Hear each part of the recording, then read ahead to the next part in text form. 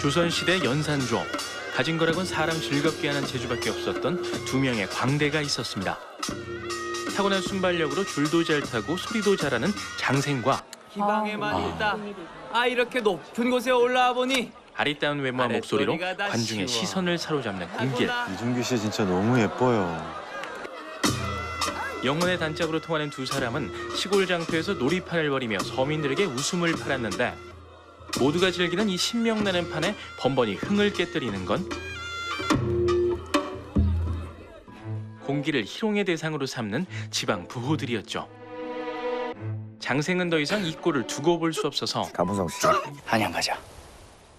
한양에서 제일 큰 판을 벌리는 거야. 공길과 함께 한양으로 떠납니다. 예쁘다.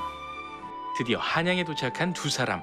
평생을 함께할 친구와 발밑에 놓인 한양을 굽어보니 두 광대는 뭐 하나 두려울 게 없었습니다. 둘이 연인은 아니었던 거죠? 표현된 건 서로 이제 상상에 맡기는 거죠? 열어놓은 것 네, 같아요. 열어놓은 거지. 근데 연인은 아니라고 하기에는 너무 많은 것들이 설명이 안 돼버리죠. 한양에 입성하자마자 장터의 놀이판부터 찾아간 천생 광대들. 장생은 앞구르기 몇 번을 제주랍시고 부리는 유해진 씨. 육갑 패거리를 보고 태걸 이름도 육갑이에요. 자, 선생님들 진짜 제주 한번 보실랍니까? 얼커니 그럼 제대로 한번 놀아봐라. 장승은 공길과 함께 커플 덤블링으로 방금까지 육갑 패거리가 주도했던 판의 흐름을 빼앗고 그들이 챙겼어야 할 돈도 곱절로 벌었죠. 한양에서의 첫 버스킹 공연으로 제법 돈맛을 봤다만 그 돈을 육갑이가 노름으로 다 날려버린 상황. 이에 장생은 육갑 패거리에게 기발한 제안 하나를 던집니다. 왕을 가지고 노는 거야. 개나 소나 다 왕 얘긴데 왕이라고 뭐 별거야? 그런 판을 벌려야 돈이 되는 거야. 어떻게 요즘으로 치면 이제 새로운 타입의 쇼를 만든 거죠. 론칭을 한 거죠. 제주만큼이나 배짱 한번 투숙한 네, 그렇죠. 장생. 그런 다음날 곧바로 장터에 나가 후궁치마 폭에 놀아난다는 당대의 왕 연산을 풍자한 놀이판을 벌였고 연산. 폭군을. 놀이는 예상대로 대박이 터졌습니다. 나라 살림은 등한시하고 호색과 풍류에만 몰두하는 왕을 광대들이 대신해서 놀리고 긁어주니 서민들의 속은 시원했지만 이병들을 모두 울금으로 앞서라. 나라에선 아주 불편해했죠. 광대패에게 씌워진 죄목은 국왕모독죄. 제대로 놀아보지도 못하고 이대로 죽기엔 너무 억울했던 장생은 잠깐! 왕이 보고 웃으면 희롱이 아니겠소? 우리가 왕을 웃겨 보이겠어? 야, 말 된다. 그렇죠. 모욕죄 성립이 안 되지 않느냐? 그렇죠. 멋있어요, 장생. 그렇게 해서 팔자에도 없는 궁중에 입성하게 된 광대들. 시중에서 맘대로 갖고 놀았던 왕 연산과 후궁 장록수가 거짓말처럼 눈앞에서 지켜보고 있으니 아무리 잘 노는 광대라도 긴장되기는 당연지사. 네. 소문을 듣자 하니 이게 너무 공감되더라고요. 얼마나 긴장될까. 바로 앞에 있거든요. 왕으로께만 목숨을 부지한다는 부담감에 광대들은 실수 연발. 이에 연산의 표정은 더 어두워져만 갔습니다. 그때 가만히 있던 공길이 나서는데요. 기재를 발휘하죠. 당신 씨인 줄 아시오? 그렇습니다. 공길은 어차피 죽을 판 장생과 즉흥국을 꾸며 승부수를 띄웠던 거죠. 즉흥국. 결과는 왕의 파한대소, 게다가 여봐라, 내 광대들을 가까이 두고 내킬 때마다 불러 즐길 것이니 와. 이놈들의 거처를 궁궐안에 마련해라. 어제는 왕을 가지고 놀았다고 죽이려 들더니 오늘은 더 놀아달라고 붙잡는 믿지 못할 반전. 이때까지만 해도 너무 인생 예쁘다. 역전이었는데. 목숨만 살려고 준비했던 건데, 그죠? 그러니까. 인생은 한 방이다. 물론 입만 열면 아니 된다 아니 된다. 신하들은 연산의 이 같은 결정을 극렬히 반대했고 그럴수록 연산은 더욱 광대의 노름판에 빠져들었습니다. 그리고 그가 푹 빠진 또 다른 하나. 놀이를 보며 공기를 눈여겨본 연산은 밤마다 그를 따로 불러 놀았는데 하루는 아바마마, 어머니가 그립습니다. 네 어미에 대해서는 생각지도 말라고 하지 않았더냐? 한나라의 왕이었기에 누구에게도 쉬이 토해낼 수 없었던 가슴속 상처. 성군이 될 수 있겠느냐? 공길이한테 마음을 열었어요.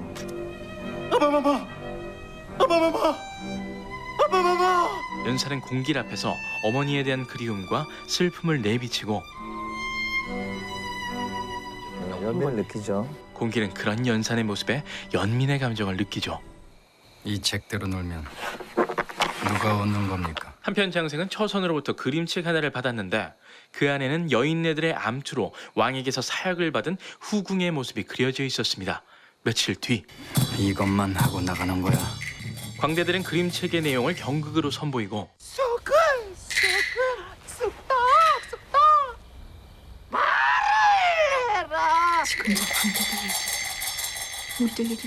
아, 찔리죠. 연사는 이를 보며 생모인 패비 윤씨를 떠올립니다. 그리고 이어진 결정적 장면. 아, 여기서 이제 왕이 거의 뭐 결국 이성을 잃은 연사는 그 자리에서 선왕의 여인들을 살해하고 엄마를 떠올리면서 패비윤 씨. 엄청나게.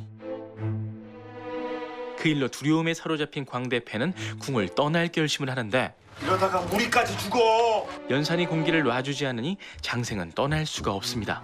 그래서 아이 놈이 기생들 요분질이 시시해지니까 이번에는 사내 놈하고 붙어먹는 짓도 서슴치 않는데. 처음 궁에 들어왔을 때처럼 왕의 추악함을 갖고 놀이판을 벌이는 장생. 이 장면.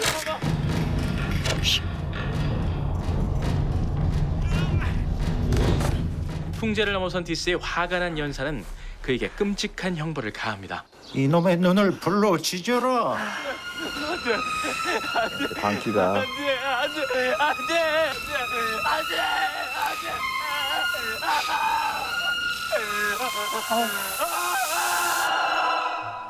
나 여기 있고 너 거기 있어? 아, 나 여기 있고 너 거기 있지.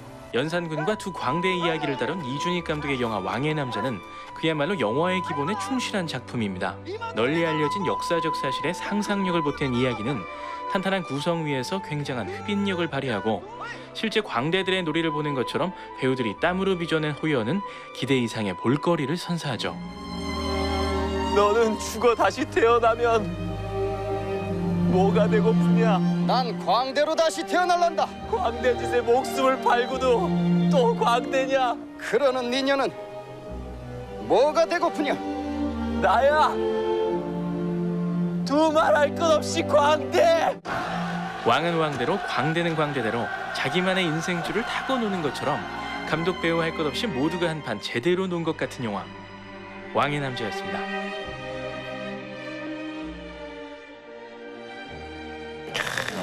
아, 너무 감동이었어요. 울컥했어요. 자, 이재용 감독, 이준익 감독님과는 친분이 좀 있으세요? 있죠. 제 영화에 출연도 해주셨었어요. 아, 정말요? 감독이 미쳤어요라는 영화에 네. 이준익 감독 역으로. 네. 이재용 감독이 영화를 재미없게 만드는 이유가 감독의 디렉션이 연기자를 방해를 하고 있어, 방해를. 이 영화가 한참 흥행할 때 보지 못하고요. 전 나중에 이 영화가 동경영화제인가 거기 갔을 때 이제 거기서 봤어요. 와, 좀 놀라웠어요. 어쨌든 그 속도감하고 그 재미하고 이야기를 푸는 것이 그러니까 전국적으로 천만이 드는 영화고 제 영화들은 대부분 서울 경기에서 좀 인기가 많은 영화라 서울까지는 가지 못하는구나 이런 서울 경기에서 인기 있는 거. 서울 경기. 그거를 네. 확연히 수도권. 느꼈어요. 이 영화 보면서 이래야지 천만이 되는구나. 그 앞서 본 영화 스캔들이 만약에 또 소설이 원작이었다면 왕의 남자는 또 연극 2라는 작품이 기반이 되잖아요. 네네. 사실은 연극 2와 영화의 가장 큰 차이는 공길의 캐릭터가 달라지는 것 같아요. 네. 연극에서는 공길이 권력자가 되는 얘기죠. 그래서 정치적으로. 정치적으로 훨씬 더 탐욕스럽고 파멸적인 이야기고요. 근데 반면에 왕의 남자는 그거보다는 약간 더 로맨틱하고 그 멜러적인 느낌으로 상황이 바뀐 거죠. 네. 그 연산군의 약간 취향을 좀 워낙 또 호색가였고 풍류를 즐겼기 때문에 혹시 이 사람이 동성애에도 좀 관심이 있지 않을까라는 데서 출발했다고 해요. 네. 사실 이제 느슨한 형태의 동성애 코드를 넣는 거예요. 느슨한 형태. 그리고 왕의 남자 하면 사실 연산군 내용인 거 알면 우린 장록수를 어떻게 다룰 것인가에 초점이 가 있는데 공길이라는 사람을 그렇죠. 영화에 끌어들인 자체가 되게 신선한 소재였던 것 같아요. 맞아. 이 영화 속에 등장하는 공길은 실제 실록에도 등장을 하긴 해요. 아 그래요. 배우 공길이라고 등장을 해요. 배우. 그래서 배우 공길이 이제 유명한 사당패였는데 왕한테 이렇게 그 노노에 대해서 이야기를 하면서 긴 걸 기라고 그러고 틀린 걸 틀린 거라고 해야 되는데 그걸 왜 못하게 하느냐라고 네. 해서 아니 너는 배우 주제에 노노를 이야기를 하느냐 그래서 귀향을 보냈다라는 두 줄이 등장을 하는데 그걸 가지고 이제 연극 2가 탄생을 한 거고 연극 2에서 이야기를 펼친 거고. 이야기를 펼친 거고 영화로 펼친 것이고 이준희 감독의 전략이 두 가지가 있었대요. 첫 번째 이제 꽃미남 캐스팅을 해야 된다. 뭐 꽃미남 열풍, 그러니까 예쁜 남자 열풍 뭐 이런 종류의 당대 어떤 이렇게 붐을 높은 일으키기도 곳에 했고 그 올라오니 중심에 이준기 씨가 있었죠. 아랫소리가 다 쉬워.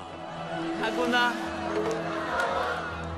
사실 꽃미남이란 말이 저 때 엄청 좀 유행했던 예쁜 때. 남자. 예, 예쁜 남자. 그렇죠. 이준기 씨가 뭐 굉장한 그 오디션 비율 그 100대 1이었나요? 와우. 그걸 뚫고 이제 캐스팅이 됐고 뭐 영화 속에 등장하는 동작들을 또 본인이 직접 만든 것들도 많이 있다라고 하고요. 그러니까 요즘으로 따지면 트랜스젠더 같은 어떤 그런 느낌의 말투나 손짓 같은 거를 공연할 때 사용을 하잖아요. 맞아요. 그리고 이제 여장을 하는 남자. 그렇죠.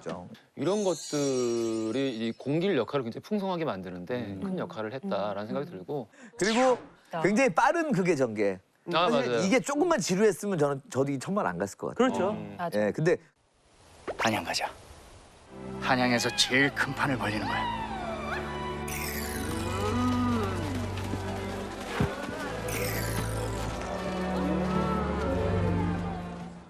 대부분 사극 영화에서 쓰인 컷수가 900컷 정도인데 와우. 이준익 감독은 빠른 극의 전개를 통해서 좀 지루할 수 있는 상극의 단점을 보완했다고 합니다. 1800컷. 와, 예, 두 배네.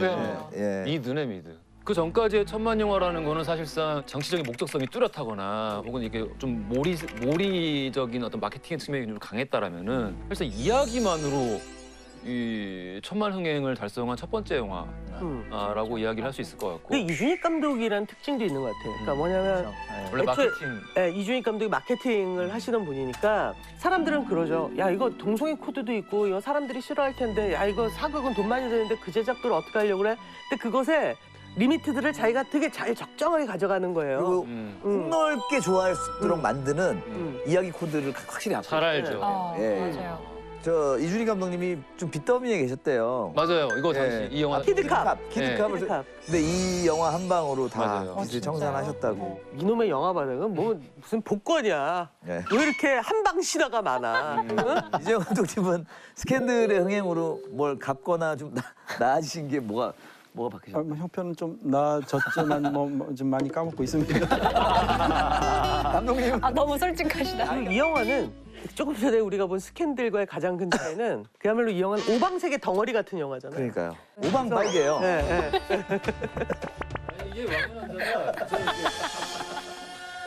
정말 색깔이 예. 처음부터 끝까지 오방색으로 물들어 있는 빨간색. 영화. 예, 예. 그리고 이제 궁궐이 나오죠. 네. 우리 스캔들에서는 이제 보통 가옥들이 나오지만 이 실록이 다루고 있는 정사가 다루고 있는 왕실의 모습을 다루고 있죠. 그러다 보니까 이제 뭐 의복이나 뭐 가채 장신구 이런 것들을 정말 말 그대로 가성비가 정말 훌륭하게 잘 표현해낸 그런 미술이라고 말씀드릴 수 있을 것 같아요. 실제로 연산은 좀 약간 예술을 사랑하고 이런 게 좀 있었던 왕이었나요? 그러니까 연산군이 그런 걸 너무 좋아하다 보니까 각지에 정말 예쁘고 춤 잘 추고 노래 잘 부르는 사람들을 불렀는데 그 사람들을 흥청이라 불렀대요. 흥청, 청을 불러 일으킨다. 그러니까 맑은 기운을 불러 일으킨다. 우리가 흔히 쓰는 뭐 돈을 흥청망청 써버렸다. 그 흥청망청이 이때 나왔는데 그러니까 연산군이 그런 사람들 너무 끼고 놀고 하니까 국민들은 흥청망청이다. 저렇게 망하게 만든다. 이런 뜻인데. 흥청하다 망청된다. 그렇죠. 공중악은 연상군이 좋아했을 것 같지 않아. 따블하잖아. 술 먹기 좋은 음식 그 노래가 아니잖아. 거기 뭐 재래 음악이고 막 이럴 거 아니에요.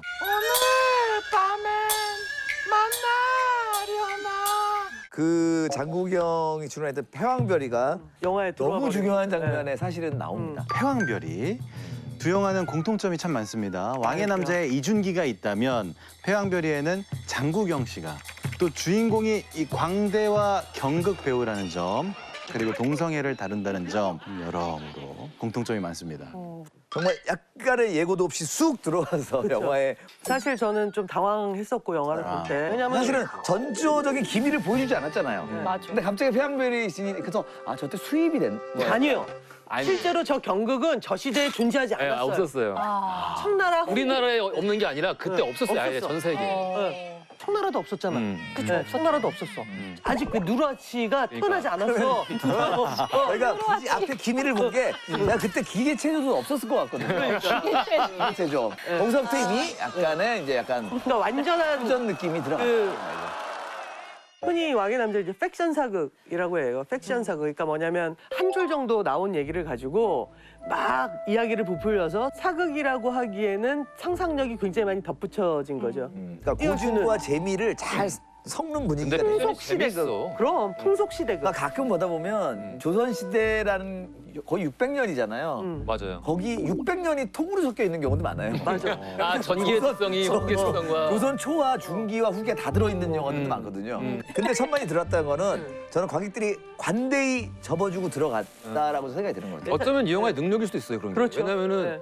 그 당시 다 웃었거든. 맞아. 그 그 관용했던 복장만 한 게 아니라 경극의 흉내를 한글로 흉내를 내잖아요. 맞아요. 그러니까 그거는 어떻게 보면 대놓고 패러디를 간 거고, 그러니까 웃음 코드인 거고 이준익 감독 특유의 코미디 코드가 있거든요. 그래서 사실은 왕의 남자 이후에 이게 하나의 그 장르가 됩니다, 한국에서. 음란 서생이 나오고요. 그렇죠. 쌍화점이 나오고요. 미인도 나오고. 네, 미인도가 나오고요. 맞네, 맞네. 네, 그래서 이게 이제 스캔들부터 아닌가요? 이게 이제 스캔들부터 아닌가요? 맞아. 스캔들부터. 아니 감독이 그 욕심 그러니까 스캔들은 내가 보기에는 좀 달라. 정통 기조를 좀 지켜간 안에서 계속 퓨전 사도가 아니라고. 그래서 그 우리가 한 번 푼 적이 있죠. 광해 왕이 된 남자. 네. 까지가 어떤 엔딩이었던 것 같아요. 그러니까 이 장르의 엔딩. 그래. 징한 놈의 이 세상. 한판 신나게 놀다 가면 그뿐. 광대로 다시 만나. 제대로 한번 맞춰보자. 마지막 줄타기 장면은 그러니까 결국 이 영화 자체가 한편의 마당놀이였다. 같은 느낌이었어요. 맞아. 그러니까 자기들에게 상처가 됐던 이곳을 떠나는 느낌이잖아요. 근데 그게 되게 마당극의 엔딩인 같은 거야. 이것도 이 영화가 가진 어떤 힘인 것 같아요. 그러니까 능수능란하다. 여기서 손가락으로 총을 한 방 쏘더니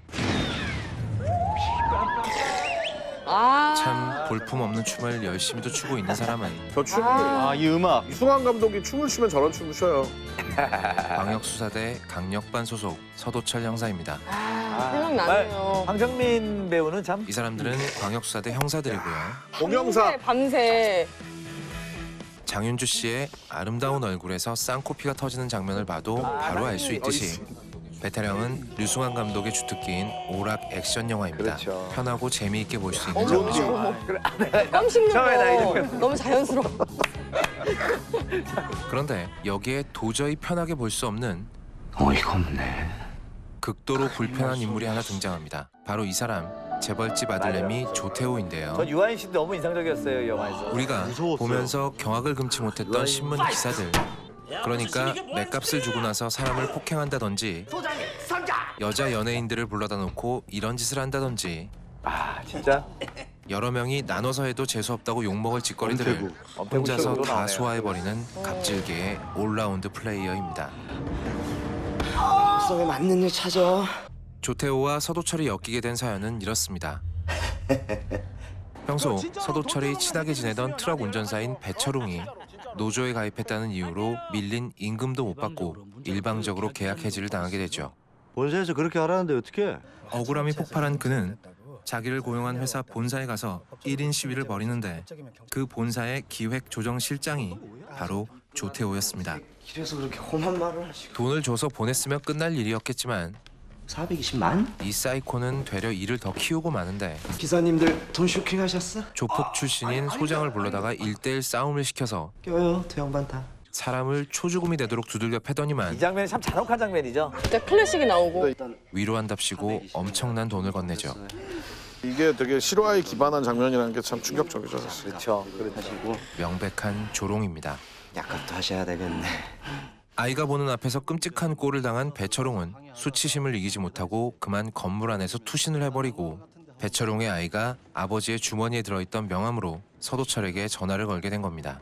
아이 당연하지. 아이의 증언이 현장 상황과는 좀 다르다는 걸 깨달은 서도철 형사는 잘못한 것도 없는데 왜 맞아요? 뭔가 이상하다는 낌새를 채게 되고 아빠가 맞았어? 수사에 들어가지만 상대가 그렇게 만만하지가 않았죠. 조태호도 조태호지만 옆에서 분신처럼 따라다니면서 보좌하는 이 사람 최대웅이 한술 더 뜨는 악랄한 인물이었기 때문입니다. 그런 일은 없습니다. 그는 잽싸게 경찰 윗선에 선을 대서 광수대에서 개인 행동을 하는 친구가 하나 있다. 사건의 수사 전체를 막아버리고 신진물산 투신 사건 가지고 한 번만 더 내기에 들어와라. 서도철 형사의 아내에게 찾아와 돈다발이 가득 들어있는 가방을 건넵니다. 많이 힘드시죠? 저희가 도와드릴 수 있습니다. 그러나 부창부수라고 우리가 돈이 없지 가오가 없어? 어? 서도철 형사의 아내는 돈 따위는 아주 초연하게 무시해버렸고 아우 저 액수가 상당한데요. 아니 맨날 이렇게 돈으로 사람 휘두르는 거 식상하지 않아요? 서도철 형사는 아예 찾아와서 난장판을 만들어버렸죠. 외국에서 오신 손님들 계신 자리인데 너무 무례한 거 아닌가? 대한민국에 대한 인상이 어떻겠어? 더럽겠지. 서 형사의 수사를 막을 길이 없고 신문에 기사까지 나버릴 위기에 처하자 조태호와 최대웅은 진짜 위험한 계획을 세우는데 태호야, 그건 너무 위험한 선택이다. 근데 유해진 선배가 여기서 저 역을 진짜 차분하게 잘했죠. 그런 말을 해. 그런 거 아닌 거 알잖아. 바로 조폭 출신인 전 소장에게 의뢰해서 실하게 끝내고 나가주는 게 서 형사를 죽여버린다는 계획이었습니다. 그러나 악당의 계획이 순조롭게 이뤄진다면 이 영화가 오락 영화가 될 수가 없겠죠. 무려 경찰에게 직접 손을 대겠다는 이 엄청나게 무리수인 계획은 실패로 끝나게 되고 효과음 너무 좋아요. 어디 감히 경찰을 건드려? 오히려 광역 수사대와 서도철 형사에게 빌미만 제공하고 맙니다. 형사 살인교사로 판 뒤집혔다. 그러고 보면 처음부터 뭔가 이상했습니다. 그냥 미안합니다 한마디만 하면 될 일이 어떻게 이렇게까지 커질 수가 있지? 모두가 예상했던 대로 사건의 전말은 달랐기 때문입니다. 사실 배철웅은 투신을 한 게 아니라 그래서 니들 만나러 다시 조태호를 찾아가서 받은 돈을 집어던지며 따졌습니다. 확인된 사실이야. 그러자 이 망나니께서 진짜로 폭행을 해버렸고 폭행을 당한 배 기사가 혼수 상태에 빠지자 보좌관인 최대웅은 이 모든 걸 배 기사가 투신한 사건으로 꾸미겠다는 엄청난 계획을 세운 거죠. 진짜 악마가 와도 한 수 접어줄 만한 계획입니다. 세상에. 그러나 결사적으로 숨기려고 했던 이 모든 사건의 전말은 지칠 줄도 모르고 달려드는 서 형사에게 싸그리 발각되고 말았습니다. 니들이 투신으로 위장을 한 거야. 증거 있어? 증인 있네요. 이제 천하에 무서울 거 하나도 없어 보이던 조태호도 사정이 아주 급하게 됐습니다. 한시라도 빨리 외국으로 떠서 몸을 숨겨야 하는 처지가 됐는데 전용기 좀 대기시켜. 서도철 형사와 광역수사대는 바로 턱 밑까지 쫓아왔죠. 지금이라도 순순히 체포에 응하면 참작이라도 좀 됐을 텐데 이 인간한테 그럴 인격이 있었다면 애시당초 이 사건이 벌어지지도 않았을 겁니다. 조태호는 망나니 재벌의 막나가기 활용 점정이라고 볼 수 있는 광란의 질주를 시작하고 광기를 보이죠 정말. 그리고 이런 액션씬 같은 게 그 유수환 감독이 지금까지 계속 액션 영화를 찍어오면서 어떤 이렇게 좀 테크닉이라든지 실력의 정점에서 딱 찍은 것 같아요. 놓아줄 생각이라고는 전혀 없는 서도철 형사는 오토바이를 타고 그를 뒤쫓습니다. 처음에 이야기했던 대로 베테랑은 신나는 오락 액션 영화입니다. 하지만 재벌가의 망나니와 광역수사대 형사인 두 주인공이 제대로 한번 붙게 만들기까지 거쳐가야 할 관문들이 얼마나 많은지 한국 사회에서 재벌의 갑질을 제대로 단죄하기가 얼마나 어려운 일인지를 자연스럽게 함께 이야기하면서 풍자극의 성격 또한 띠게 되죠. 그리고 이 마지막 씬은 지금 다 우리 말고도 저희 관객이 있는 거잖아요. 그게 더 짜릿했던 것 같아요. 마침내 조태호가 장윤주 씨의 긴 다리로 시원한 발차기를 얻어맞고 어이가 없네. 공영사 캐릭터가 되게 결정적인 걸 많아요 지금. 결정적으로. 본인의 성격에 가장 잘 어울리는 옷을 입고 있는 결말을 보고 나면 우리는 짜릿한 통쾌함을 느끼기도 하지만 과연 저게 현실에서도 가능한 일인지 왜 우리는 이런 당연한 결말을 영화에서만 볼 수 있는 건지 신나고 재미있으면서도 한편으로는 씁쓸한 영화 베테랑이었습니다.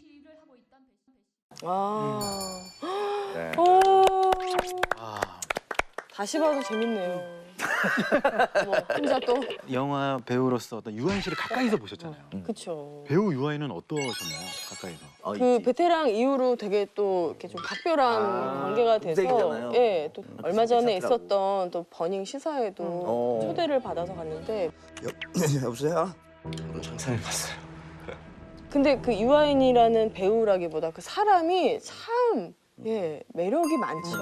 매력이 많고. 근데 되게 유아인 씨는 얼굴이 되게 놀랍다라고 생각할 때가 뭐냐면 이 베테랑에서 깜짝 놀랐어요. 그러니까 이런 악역을 할 때는 영혼이 없는 것 같은 얼굴이에요. 똑같이 이쁜데 영혼이 없어 보여요. 근데 또 다른 영화에서 보면 되게 맑은 영혼이 충만한 것처럼 보이거든요. 그러니까 이제 그게 힘인 것 같아요. 이 배우의 힘이 뭐냐면 자기가 맡은 역할에 따라서 그 얼굴에 갖고 있는 가장 밝은 사이트와 가장 다크한 사이트를 조율을 잘하는 배우. 굉장히 다르거든요. 네. 보통 이제 악인 그러면 나쁜 측면만 강조를 하잖아요. 그런데 이 여기서 이제 유아인 씨 같은 경우에는 악인이면서도 뭐랄까 그 캐릭터가 있잖아요. 그러니까 캐릭터가 있어가지고 어떻게 보면 이해되는 부분도 좀 있는. 맞아요. 약간 사이코스럽기도 하고 그다음 막 이해가 돼. 아, 나 쟤 왜 짜증나는지 알겠어. 이런 게 있어 나. 맞아요. 또 그 딱 한 장면 있잖아요. 지금 형도 나 무시하는 거야. 나 둘째 마누라 자식이라고. 그냥 이 한마디에 또 그냥 마음이 아 그래 또 첩의 아들로서 얼마나 상처가 많았을까. 아 또 약간 좀 이해가 간다 약간 이런 마음이 있는 이게 거예요. 많은 분들한테 퇴짜를 받았던 역할이라고 들었어요. 아무래도 이제 악역이니까 정말 안 좋은 거 다 나왔잖아요. 그러니까 저 조태호 캐릭터가 이제 워낙 좀 극악무도하기 때문에 사실은 유아인 씨한테 이제 시나리오 갔을 때는 시나리오를 좀 순화시켰었대요. 악마 같은 캐릭터는 안 만들려고 했는데 유아인 씨가 보더니 이제 오히려 더 그냥 밟는 게 낫지 않을까. 그게 이제 이 스토리에 어울린다. 유아인 씨 얘기. 네네, 유아인 씨 의견을 반영해서 시나리오 고쳤다고 들었습니다. 조태호란 캐릭터는 재밌는 게 누군가를 떠올리는 게 아니라 뭔가 그 종합 빌런 같죠. 우리가 그동안 봤던 그 소위 재벌들의 비인륜적이고 그지 같은 행동들 거기에 이제 얼굴은 조각같이 뒤져놓으면 조태호가 되는 것 같아요. 재벌 악행에 뭔가 그레이티스트 히치 같은 그렇죠. 그런 느낌. 타노스. 재벌 악행의 타노스. 이 영화의 모티브가 됐던 분이 이제 그 최철원 씨죠. 그 화물차 주인이 이제 황해하니까 데려다 놓고 때린 겁니다. 한 대에 100만 원씩. 그래서 10대를 때리고 이분이 이제 더 이상 못 맞겠다라고 하니까 그래? 그럼 한 대에 300만 원씩 쳐줄게. 그래서 3대를 더 때리고 그다음에 입에다 솜을 물리고 한 대 더 때려서 2천만 원을 채워가지고 줬다는 이른바 맥값 폭행. 이게 이제 이 영화의 직접적인 계기가 됐고 그 이후도 있죠. 또 어떻게 그룹의 회장님이 자기 아들 맞았다고 그 애들 데려다가 술집에 종업원들이거든요. 그 종업원들 산속에 데려가가지고 폭행하고 당사자인 아들과 술집 종업원을 또 억지 화해를 시켰잖아요. 억지 화해를 시키고 그 스토리를 다 읽어보면은 그 문명 민주주의 나라에서 일어날 수 있는 일인가 싶은. 이 영화가 딱 개봉될 때쯤 터진 게 이른바 땅콩해양. 그렇죠. 이제 생각지도 못했던 사건이 또 터진 거죠. 예, 한진그룹 조양호 회장의 장녀인 조현아 대한항공 부사장이 견과류를 건네자 조 부사장이 접시에 담아오지 않았다며 승무원을 나무란 겁니다. 유리컵 던진 거랑 음료 뿌린 거에 대해서 인정하십니까? 심려를 끼쳐드려 진심으로 죄송합니다. 여성 직원의 등을 강하게 미는 장면까지 나와 있습니다. 이 직원이 가지고 있던 설계도면 뭉치를 빼앗아 바닥에 집어 던집니다. 지금 그들은 어떤 식이냐면 계절별 과일을 그 외국 지사에 그 회사 지사에 시켜서 조선시대예요 거기. 그러니까 그런 것들이 뭐냐면 사실은 그 사람이 잘못된 사람이 그 사람이 혼나야 되고 근데 그들이 그래도 된다고 생각하게 만들었던 이 시스템. 예를 들어가지고 저 영화의 모티브가 됐던 그 사건 한번 생각해 보세요. 최철원 씨. 어떻게 됐을까요, 저분? 감옥을 가야 되잖아요. 네. 가긴 갔습니다. 그런데 집행유예로 풀려나요.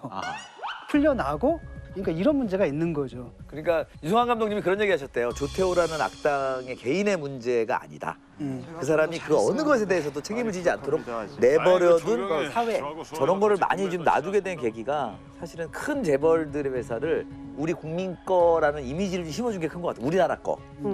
그러니까 저기 망하면 저기 망하면 안 되잖아 우리. 삼성 망하면 어떨 거야? 저기 현대가 망하면 어쩔 거야? 망하면 안 되니까 저 사람을 살려줘야 되지 않아? 그러니까 재벌이 해체된다 해서 기업이 없어지는 건 아니거든요. 그러니까 쉽게 말하면 재벌이라는 건 기업을 운영하는 극히 변태적인 전 세계 대한민국에밖에 없는 이런 시스템이거든요. 이상한 거죠. 그리고 이 극 중에 조태호가 이제 재벌 3세로 나오거든요. 3세. 네. 그리고 근데 실제로 그분들이 3세 여러분들이 실제로 기업을 이어받는 분들도 많아졌기 때문에 재벌 1세는 우리나라 같은 경우는 대부분 그래도 자수성가한 분들이잖아요. 그렇죠. 한국 전쟁으로 그냥 모든 게 쑥대밭이었는데 그때 정말 그 폐허 속에서 혼자서 일어난 분들이니까 기본적으로 가져야 할 어떤 덕목들이 인정될 있었다고 만한 생각을 해요. 포인트들이 있는 거죠. 그렇죠. 네네. 그리고 또 그 아들분들도 아마 어렸을 때부터 아버지의 그런 모습을 보고 자랐겠죠. 하지만 3세로 내려가면은 완전히 다른 삶을 산 거예요, 그냥.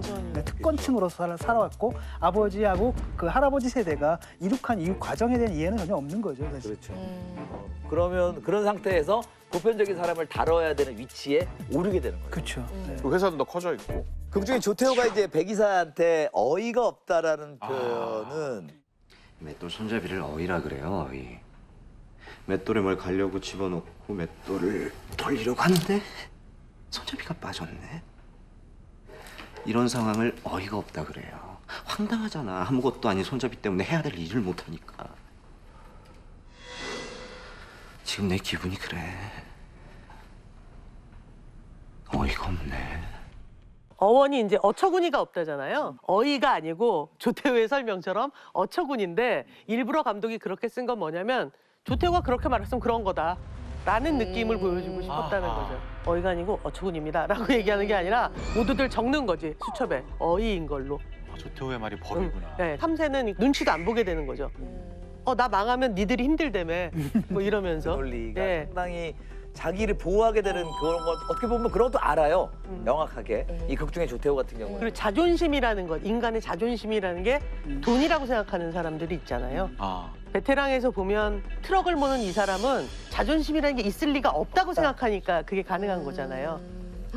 너무 슬프다. 그러니까 사실 자본주의 사회에서 예를 들어 내가 노동 계약을 하면은 나는 그 사장님한테 내 노동력만 판 거지 내 인격을 판 건 아니거든요. 근데 저 사람들은 그걸 사놓고 내 인격 전체를 샀기 때문에 마음껏 너희들 인격 무시해도 좋다. 이렇게 생각하는 것 같아요. 대등한 관계잖아요. 근데 그게 안 되고 인격이 예속되는 건 이제 근대 이전 현상이잖아요. 전 근대적인 거잖아요.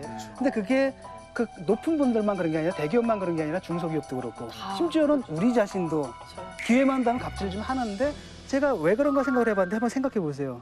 여러분들 중에서 옛날에 조선시대 때 쌍놈 출신 집안 생각 손 들어보세요. 망이 망소이 만족이나 다 불태우잖아. 솔직히 말하면 아무도 없어. 제가 아무도 없어요. 아무도 없어. 근데 내가 알고 있기로는 조선시대 때 양반 퍼센티지가 인구의 4%였거든요. 근데 대부분은 전 인민의 양반화야. 그러니까 이 사람들이 예컨대 양반한테 당했다라고 하면 내가 양반질을 못하게 만들고 모든 사람이 평등한 근대 시민국가를 만들어 이게 아니라 내가 양반이 되는 거야.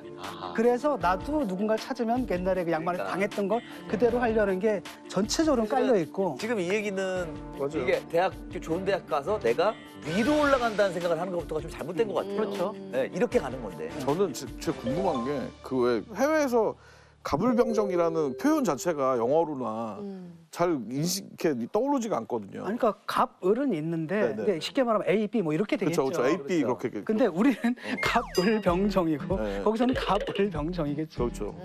약간 수직적 나열이 돼 있고. 자본주의적 계약 관계를 갖다 근대적인 예속 관계로 해석을 해버리는 거죠. 전 그 생각해봐. 이건 좀 다른 얘기인데 그 우리가 일상에서 갑으로 일할 때가 있잖아요. 이를테면 누구나 가질 때도 있죠. 이를테면 영화 감독은 을이에요. 제작자나 투자사 입장에선. 그런데 연출부들과의 사이에선 갑이에요. 근데 그때마다 제가 생각하는 게 갑일 때 예의 바르고 책임 있는 갑의 역할을 교육받아 본 적이 별로 없는 것 같아요.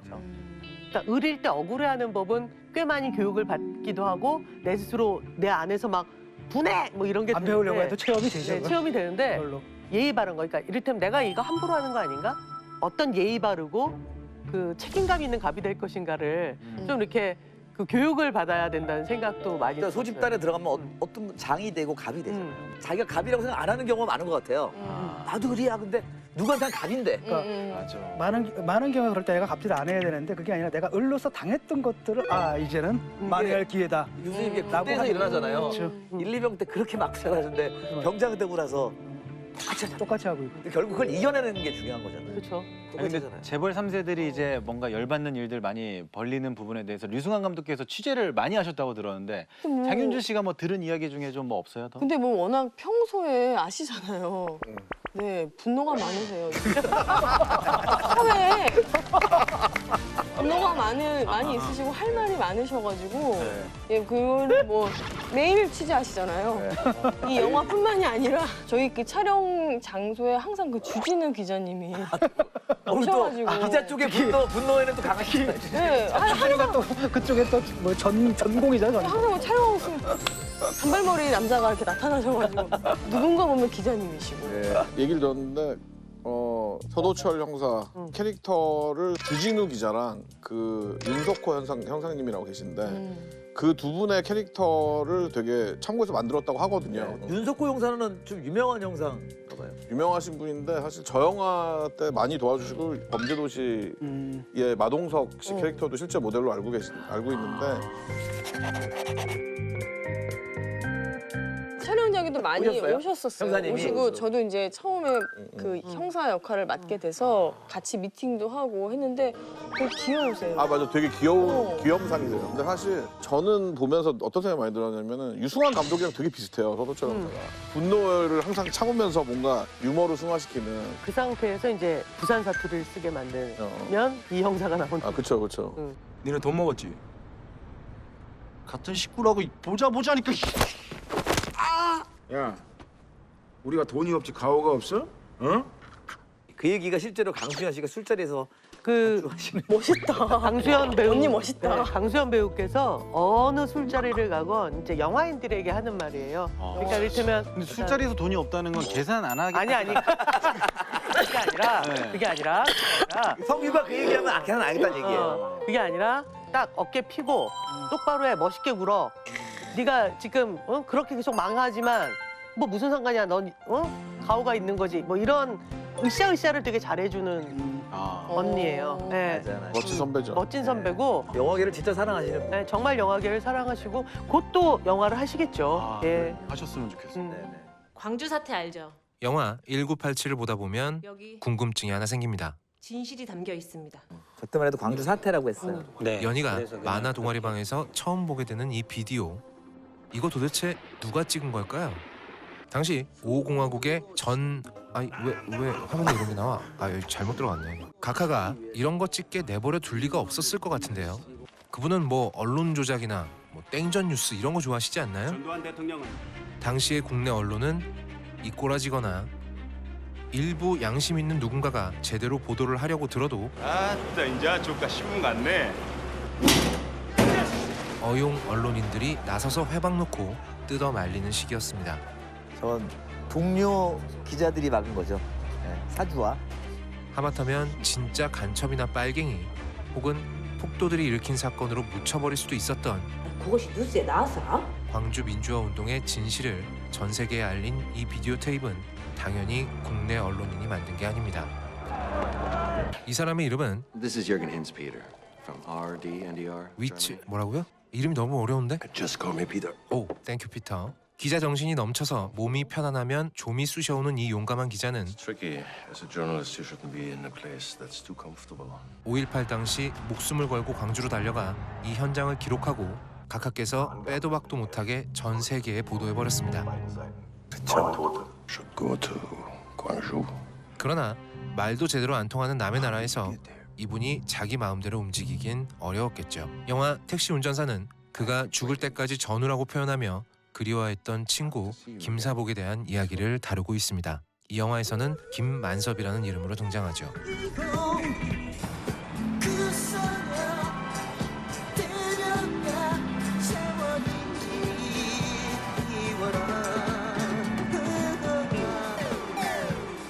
택시 운전사 김만섭 씨는 지극히 평범하고 적당히 속물적인 인물입니다. 오늘은 그냥 넘어가나 했다. 최루탄이 터지자 익숙한 솜씨로 코 밑에 럭키 치약을 도포하고 저거 칠해야 좋은 거예요? 치약 뭐 약간 마취 효과가 있지. 국왕에 겨워서 저런 것들은 싸그리 잡아다가 사우디로 보내야 한다니까. 사우디를 다녀오신 분이에요. 모래사막에서 죽도록 고생을 해봐야. 시위하는 학생들한테 들리지도 않을 텐데 굳이 꼰대스런 잔소리를 한바탕 쏟아내고 계엄령이 선포되었다는 라디오를 들으면서도 이거 이러다 손님 또 끊기는 거 아니야 이거. 돈 버는 일에 방해가 되지는 않을까 먼저 걱정하는 인물이죠. 한마디로 자기가 먹고 사는 일 외에는 아무런 관심이 없는 사람인데 띵동댕. 이 양반이 이렇게 사는 건 이렇게 예쁜 딸이 자기만 바라보고 있기 때문이죠. 누구 딸인데 이렇게 예뻐? 응?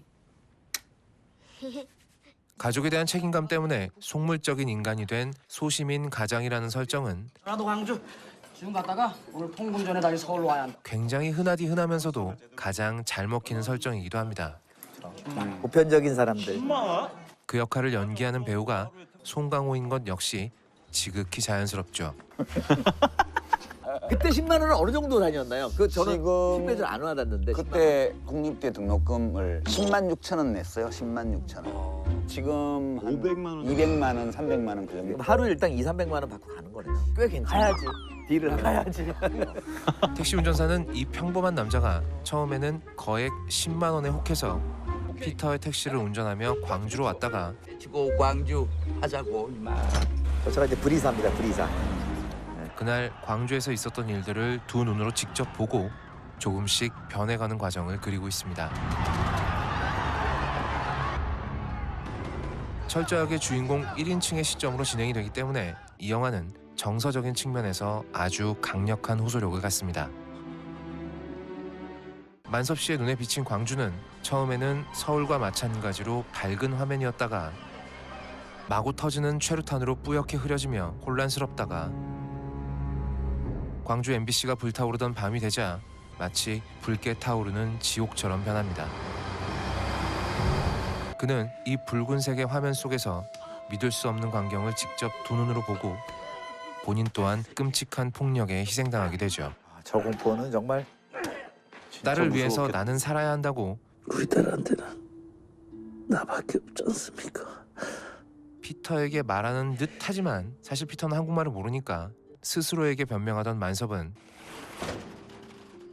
광주 택시기사 태술의 도움을 받아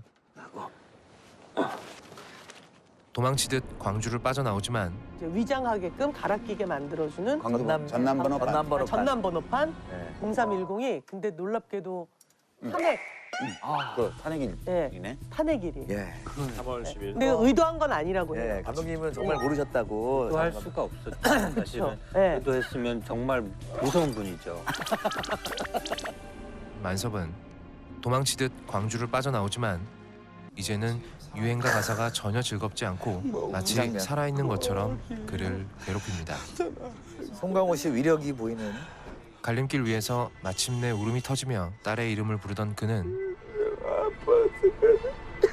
핸들을 돌려 다시 광주로 돌아갑니다. 정말 너무나 많은 영화에서 저런 비슷한 씬을 하셨는데 매번 슬퍼. 저도 송강호 씨는 영화 초반 광주 대학생 재식에게 만섭이 던졌던 이 대사를 학생이 지금 내려간다고 뭐가 달라져?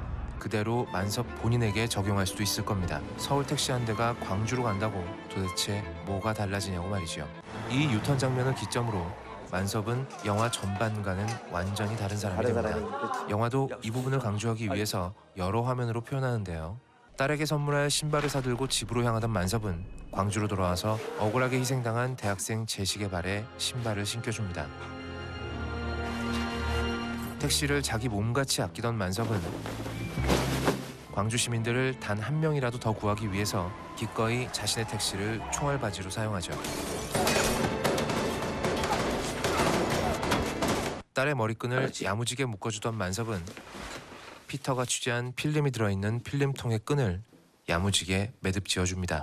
그렇게 용감한 기자 한 명이 광주의 진실을 보도하기까지 재식과 태수를 비롯한 수많은 광주 시민들의 의로운 희생이 있었고 끝까지 약속을 지켜 그를 도운 택시 운전사 만섭이 있었으며 마지막 순간 이분은 이때 너무 하시모토상? 엄태구 씨 이분 밀정에서 그 귀싸대기 마스터의 풍모를 풍기던 그분 아닌가요? 초당 한 2대씩은 때리는 것 같은데요? 연기자예요. 어떤 영화를 봐도 보여. 여기서 너무 긴장돼가지고. 이런 분한테 걸렸으니까 이제 모든 건 다 끝장 이 아니네요. 이렇게 군인의 신분임에도 불구하고 스스로 인간으로서의 존엄성을 지켜낸 많은 이들이 있었습니다. 영화 택시 운전사는 비겁해지지 않으면 당장 목숨이 위험해지던 시대에 끝까지 비겁하기를 거부했던 이들에 대한 이야기이기도 합니다. 기자는 진실을 보도하고 평범했던 남자는 집으로 돌아가 딸을 안고 울음을 터뜨리죠. 그날 공항에서 헤어진 두 사람은 결국 두 번 다시 만나지 못하게 돼버렸지만 다른 곳에서는 꼭 두 분이 다시 만나서 대포 한잔 하셨으면 좋겠습니다. 여기까지 택시 운전사였습니다.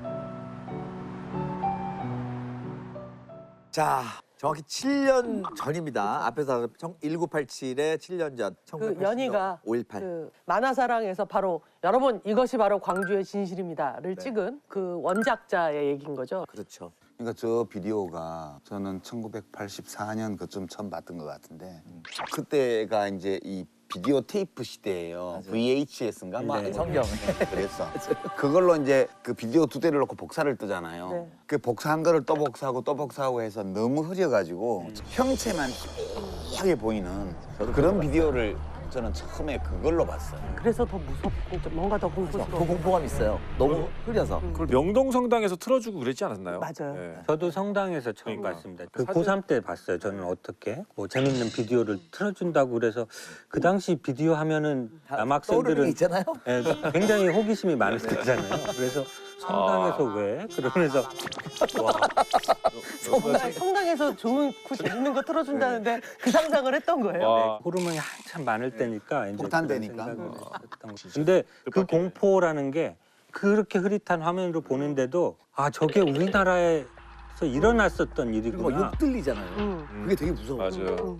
다른 공포 영화 같으면 이제 극장을 나오면 현실로 돌아오면서 아 그 영화였지라고 하는데 성당을 나오면서 더 무서운 공포의 현실로 나와야 되는 거예요. 그래서 같이 갔던 굉장히 말이 많고 까불던 친구인데 그 친구조차도 말을 한마디도 못하고 한참을 걸어 나왔던 그 충격이 아직도 잊혀지지가 않습니다. 저는 69년생이니까 이때 5학년이었던 것 같아요. 광주 때. 저도 5학년. 막 오락실. 오락 인베이더 이런 거 붐이었을 때거든요. 우리 갤럭시. 갤럭시. 예. 그러니까 이런 사건이 있었을 때 저희는 오락실에서 오락 막 할 때예요. 들어가면 뉴스 보면은 광주에서 폭도가 일어났다. 그럼 그거 뭐야? 그 딴 데 틀고. 이런 초등학생이었던 것 같아요. 저는 이제 전주에 살고 있었는데 그때 초등학교에서 집으로 가려면 KBS 방송국을 지나쳐야 돼요. 네, 근데 그 앞에 어느 날 장갑차가 와 있더라고요. 전주까지만 해도 벌써. 예.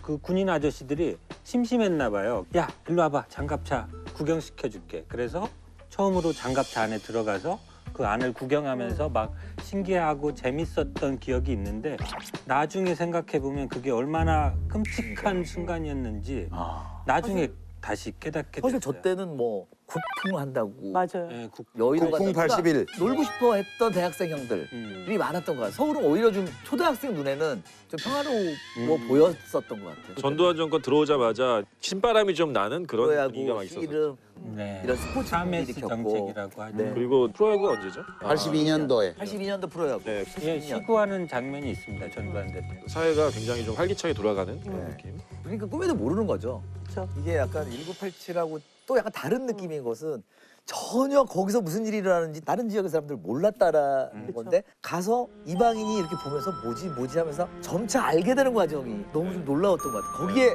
송강호 씨하고 우리가 점점 관객들이 같이 한 몸이 돼가는 과정들이 신기했던 것 근데 보시면서 어떤 대목에서 감정이입이 제일 많이 되셨어요? 병 감독님이 차가운 물수건처럼 시민들이 하나의 어떤 공동체로서 인간으로서 그런 아름다운 모습을 저기서 보여줄 수 있었다는 게 인간에 대한 어떤 희망 이런 것들을 저기서 볼 수 있었다.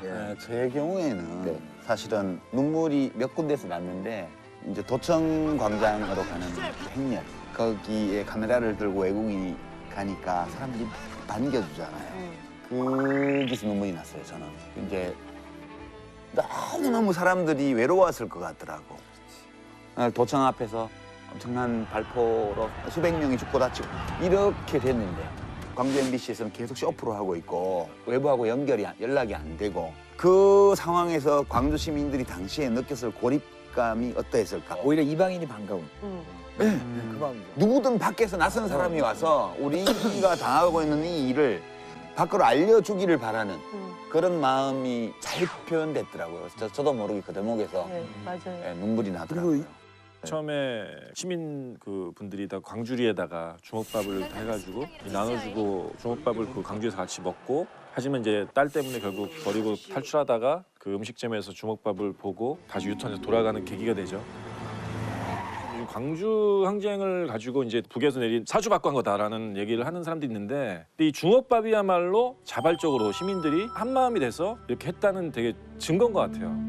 근데 아까 우리 병 감독님이 그 만화사랑에서 네. 방영한 그 광주 비디오 그 얘기를 하셨잖아요. 택시 운전사의 그 상황 시점과 1987의 시점 사이에 7년의 차이가 나는데 대학생들이 왜 만화동호회라고 만들어 놓고 거기서 광주 비디오를 상영했을까? 광주 시민들의 그런 투쟁 이런 것들이 완전 진압당하고 관련자들이 감옥에 가고 군대로 끌려가고 몇 년간 침묵을 강요당했잖아요. 그러니까 이제 다른 지역의 청년 학생들이 굉장한 죄책감과 부채의식을 가졌던 거예요. 그래서 비디오에 나온 그거를 현실 세계 밖으로 끌어내서 어느 한 지역이 아니라 전국 모든 지역에서 동시에 일어나게 만들기 위해서 어마어마하게 많은 사람들이 그 일을 해서 이루어진 게 1987이에요. 그렇네요. 하지만 그럼에도 불구하고 결과적으로는 야권 후보들이 분열되면서 정권 교체라는 그런 거는 못 이뤄냈잖아요. 그렇죠. 어떻게 보면은. 근데 저는 87년이 실패한 것이 아니라고 생각해요. 그렇죠, 결과적으로는. 그러니까 선거에서 진 거지 사람들의 요구가 관철되지 않은 건 아니다. 결국 그래서 우리는 직선제로 대통령을 뽑고 있고 과학기술 문명의 발전과 함께 점점 어떤 도시도 고립되지 않는 세상이 되었고 그때는 거기까지였던 것 같아요. 헌법재판소라는 게 이제 80년, 그렇죠. 87년 그렇구나. 헌법에 들어감으로 해서 2017년에 그런 게 성과로 보면 되겠네요. 성공할 수 있었던. 그러니까 1987 영화 저 때는 6월 10일 날 광주가 데모를 세게 안 했어요. 광주 전남북이 시위 참여 규모가 현저히 약했어요. 서울에서 우리가 국민운동본부 할 때 사람들이 다 알았어요, 그거를. 왜 그러는지를. 계엄령이 내리고 휴교령이 내리면 각 대학 정문 앞에서부터 시위를 시작하자고 다 약속을 했는데 다른 지역들은 제대로 한 데가 없었고 광주만 전남대를 중심으로 해서 그걸 해내면서 싸움이 이렇게 확전됐던 거거든요. 결국은 보면 다른 지역들에서 못 싸웠기 때문에 전두환 일파가 군대의 힘을 광주 한 곳에만 집중할 수가 있었고 그래서 그렇게 엄청난 희생자가 났기 때문에 광주 입장에서 보게 되면 아 이번에는 좀 보고 해야 돼. 지난번처럼 그러면 우리만 안 그래도 굉장히 깊은 트라우마로 이게 자리 잡고 있는데 고립의 공포. 근데 6월 10일 날 이렇게 지켜봤는데 엄청 세게 하거든. 전국적인 시위 상황을 관찰을 한 끝에 확신이 들었을 때 이번에는 고립당하지 않는다.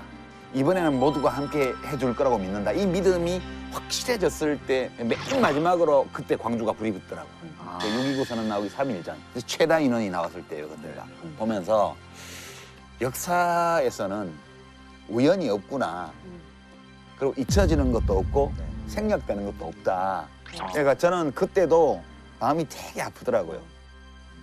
아, 저 상처가 정말 깊었구나.